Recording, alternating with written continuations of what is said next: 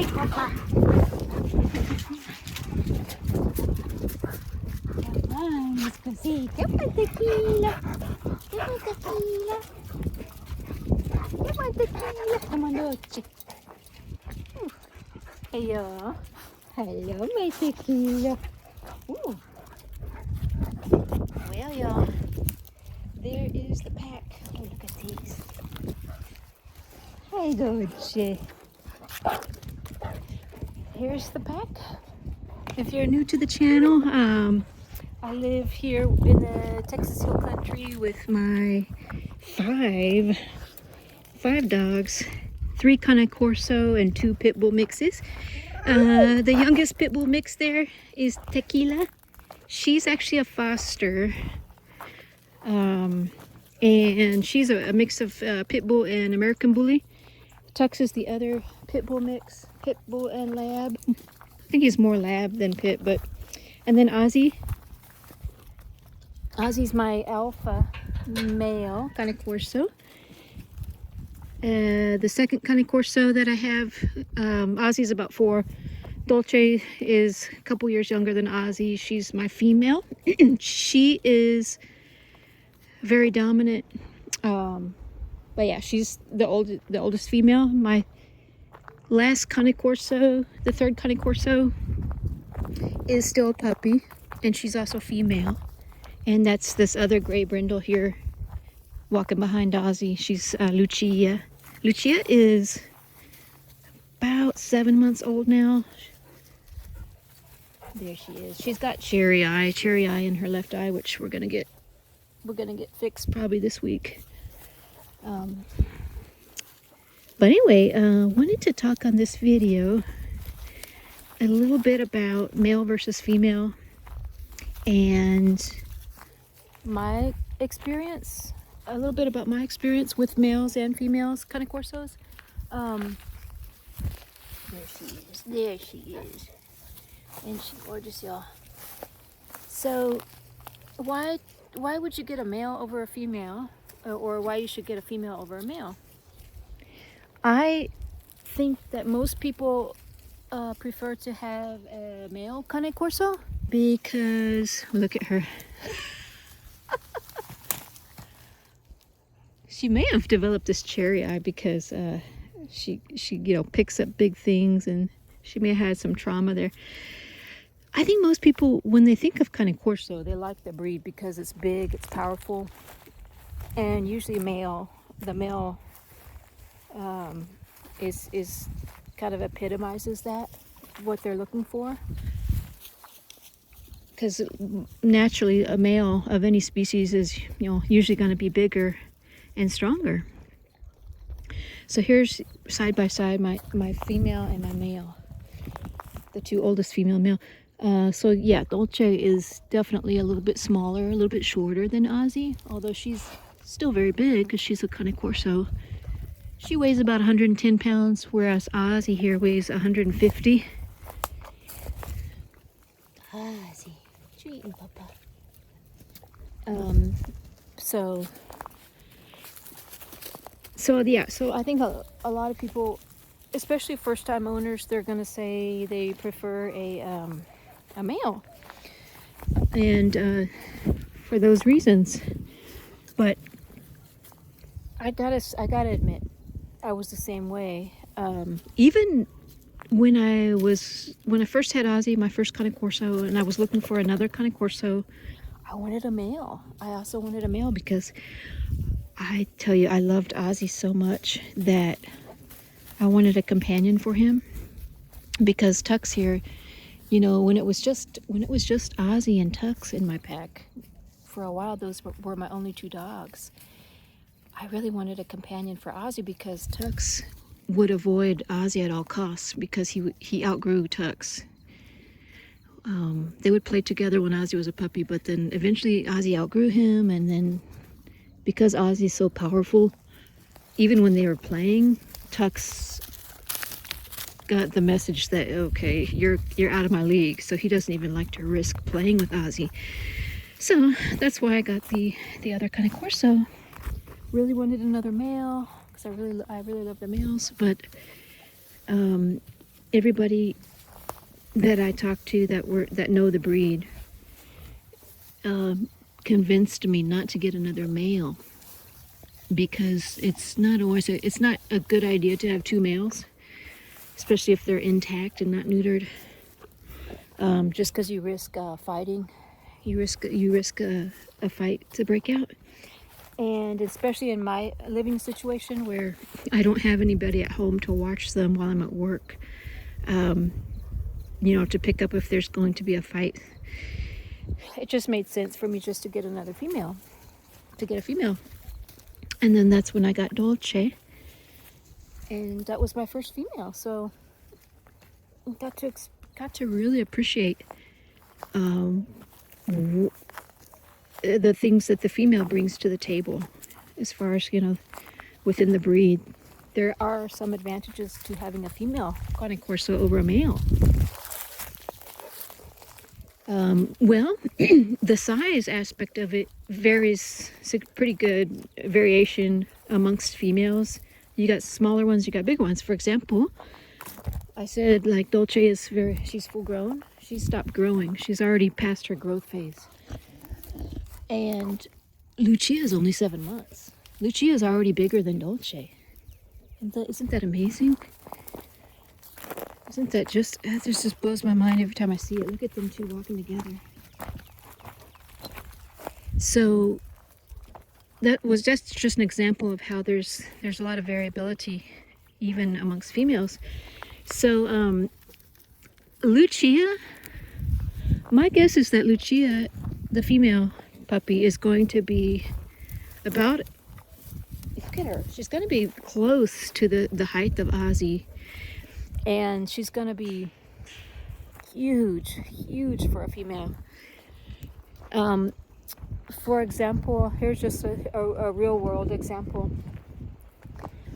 Lucia's mother, the breeder that I got Lucia from in California, by the way, he still has 2 females available, but the mother of the litter I got Lucia from is so big and so muscular that people always think that she's a male when they stop. They address the breeder. They're like, hey, where did you get him? Or they just people think that that's a male.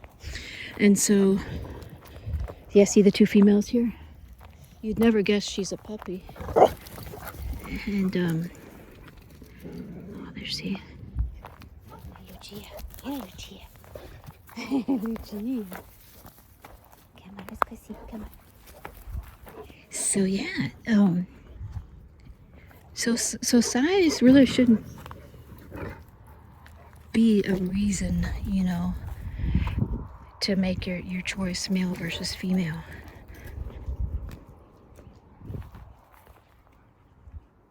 What's it, Oz? Look at him on alert, tail straight up.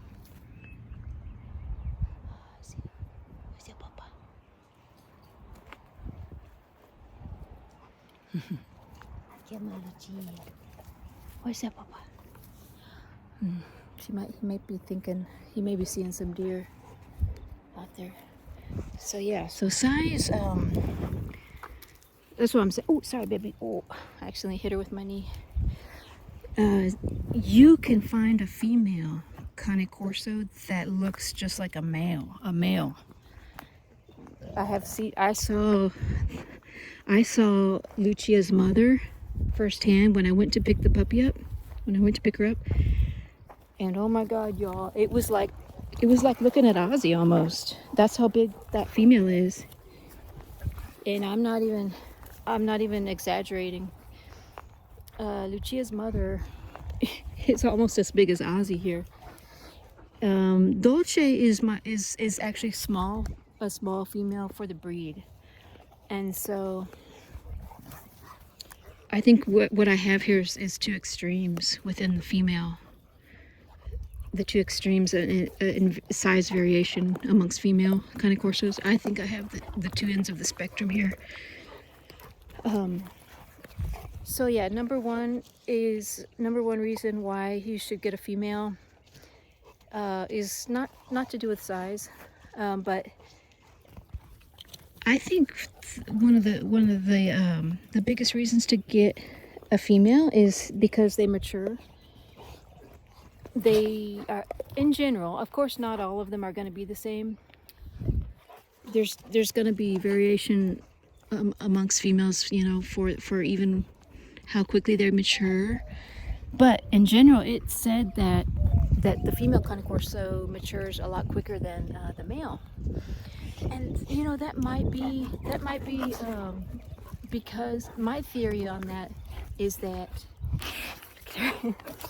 the female has to be mature to take care of a litter of pups.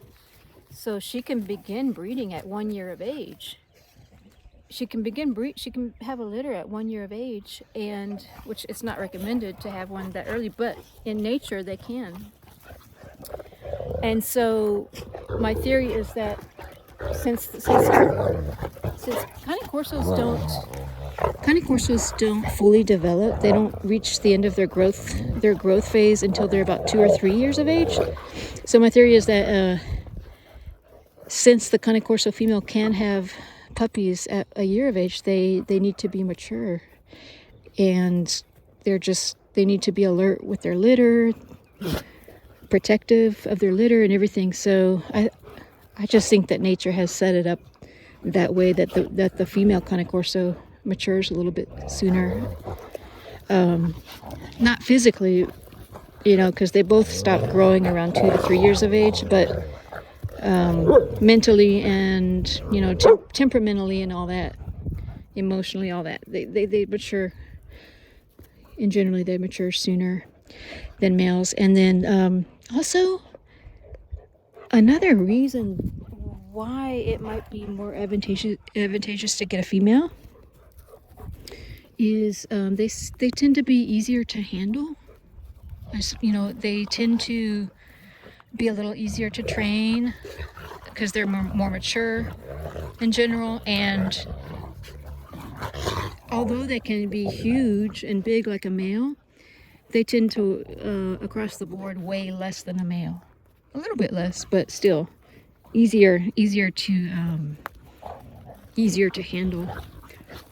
It's easier for, like, if Dolce wanted to bolt while I was walking them, it'd be easier for me to pull her back than it would be to pull back Ozzy. And so that's why female is usually recommended for a first-time Cane Corso owner, but also for, you know, if you're talking about whether to get a female versus a male, that also has a lot to do with who's in your pack already, which was, you know, my situation. I already had a male, so it made the safest choice was to get the opposite sex than to get 2 males.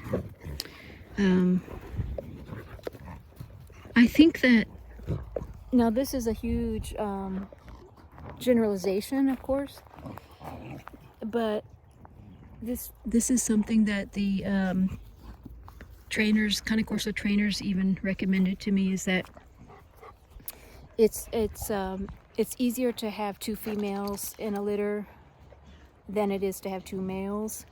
I mean, in a pack, not a litter, in a pack. So I easily have 2 females, but it would be I think a lot riskier in general for me to have 2 males, as far as the risk of fighting.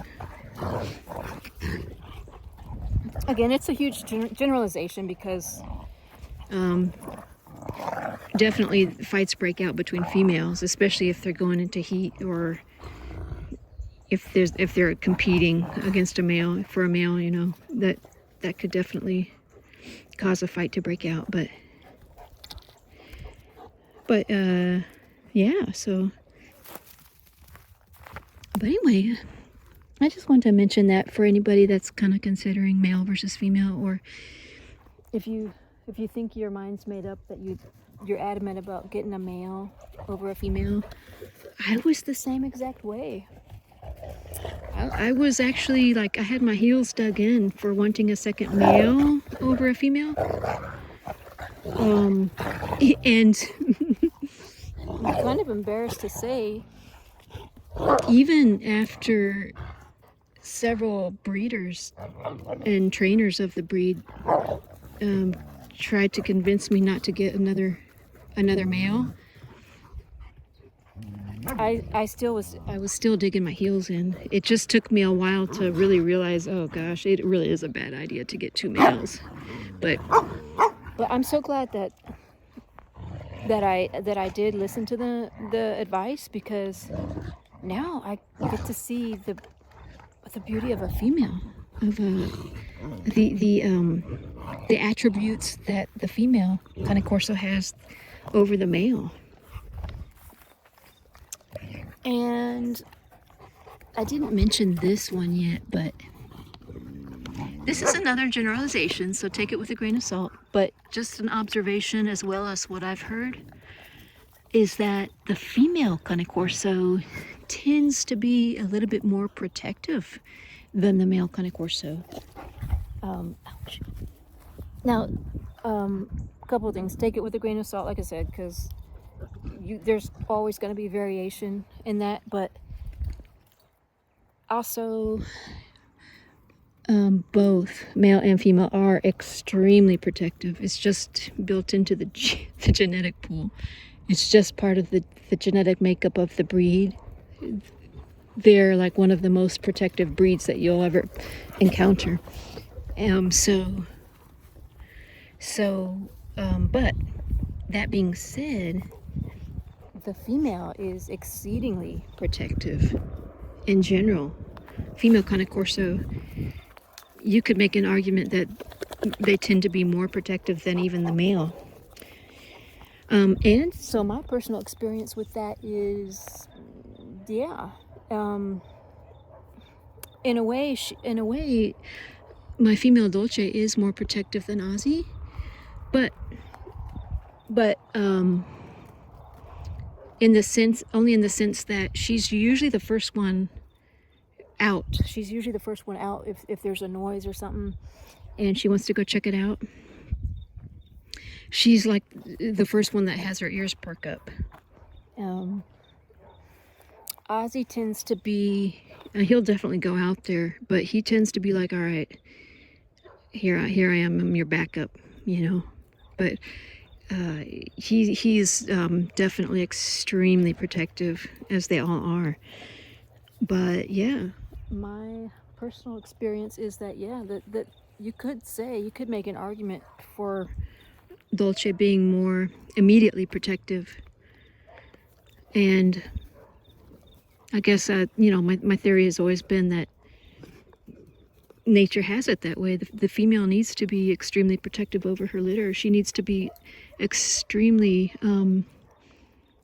attuned to her environment to protect her litter. And so, just a few thoughts on that. Hello, Tex. Hello, Texie. So yeah, anyway, just checking in with y'all and just say hi, and hope y'all having a good Monday. It's always hectic. Monday's always hectic for me, but this is the best part of my day, is I get to come home to this beautiful beasts. Tell you what, it's really the highlight of my days. Hello, Papacito. Yes, my papa. They are so loving, y'all. They're so... I gotta leave you with this one. This video's getting kind of long, but this morning, this is just an example of how protective they really are. This morning, let's go this way, guys. I was out in the front before I was getting ready for work, and I walked outside the front yard to bring it was trash day, so I brought the trash bin back inside and everything. And while I was out there, the dogs kind of followed me, and they were wrestling a little bit, you know, playing over these little chew toys that I give them. Here it is. like that one. And in the process of them running back and forth, Lucia here, she's still a puppy, so she's not really as aware of her, you know, her what do they call it? Your body, you know, when you're aware of your body, like your movements of your body. She just kind of throws herself around sometimes, not aware of her space. And she knocked herself right into my knee. Whoo, tell you what, that smarts. That hurts so bad. This knee here, I felt like she broke. I mean, I felt like she dislocated it. And Cane Corso owners, they know that. They just know that they need to protect their knees anytime the dog is running near them. But it happened so fast that I didn't have time to protect my knees, and so I screamed because it hurt so bad. And then in the process of me walking away toward the front door of the house, I tripped over a rock, and then I fell and scraped the knee, the same one that she ran into. And so I actually fell, and then, you know, scraped my hands trying to break my fall. And so immediately Ozzy did this number where I was down here and he just stood up over me, like to protect me. To put a wall between me and the dogs that were being rambunctious. And I tell you what, it was just the best feeling in the world. Like someone's there protecting you, you know. And he literally stood, like created a wall between me and the other dogs. It was just a magnificent. Oh, he's got a blade of grass, I think, caught in his throat. But yeah, man, it was just the perfect example of how protective a Cane Corso is. It's like having a guardian angel over you in real life, like in real time. So anyway, I just wanted to leave you with that one. So yeah, even though, you know, the females are very protective, but the males is also extremely protective. So they're like your personal security detail. It's just, that's why I'll never have another breed. See. You just cannot beat it. Well, anyway, I will catch y'all in the next one, and thanks for watching. Don't forget to subscribe, and we'll see you on the next one. Bye, y'all.